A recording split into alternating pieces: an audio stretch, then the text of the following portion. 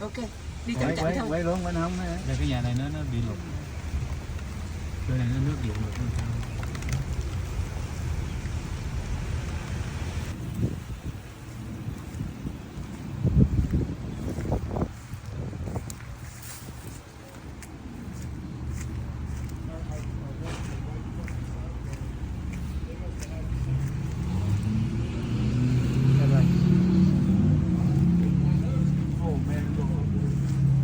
Lucky nước nó không vô tới trong nhà. Ôi mà